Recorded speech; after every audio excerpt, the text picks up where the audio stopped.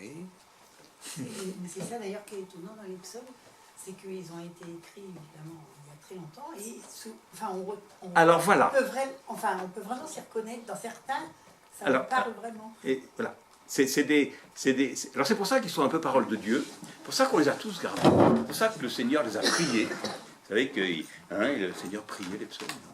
Et ça veut dire, alors j'ai essayé de dire, mais ça veut dire que le fond de l'humain, eh bien, il se retrouve. Alors, ce fond de l'humain, les catastrophes économiques actuellement ne sont pas les mêmes que les catastrophes économiques du temps de Jésus ou du Moyen-Âge. Mais, voilà.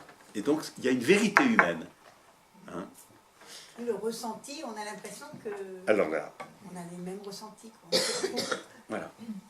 Alors, par contre, on n'est pas obligé, chaque fois qu'on dit pourquoi m'as-tu abandonné, il faut dire oh là là, il m'a sûrement abandonné. Non, non, il ne s'agit pas de dire ça. Hein. Peut-être qu'un jour, vous vous dites, parce que ça ne va pas du tout, vous dites Seigneur, tu m'as abandonné. Hein. Ça ne va pas, vous avez le droit. Mais vous pouvez prier Seigneur, pourquoi m'as-tu abandonné? Eh bien, vous dites oui, et la vieille dame qui est à côté, là, vraiment, elle est abandonnée. Hein.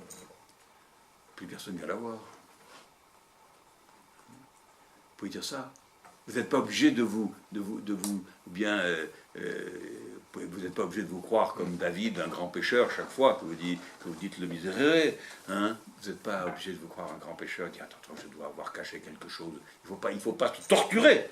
Ce qui est intéressant dans la liturgie, c'est qu'il faut laisser parler son cœur. Hein. Oui, ce que Marie-Claude dit, finalement, il y a une résonance profondément humaine. Oui. Ah oui, il y a une belle résonance. À un certain moment. Quoi. Oui. Voilà.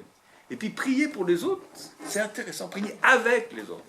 Et ce qui est intéressant, quand on va se retrouver pour faire notre procession, eh bien, on se serre les coudes, on est ensemble, et puis on dit, tiens, celle-là, elle est venue pour nous aider. Ça ne veut pas dire, il n'y a pas bien souvent à la messe, mais ça n'empêche qu'elle est bienvenue pour essayer de nous aider à faire les costumes, là. Hein?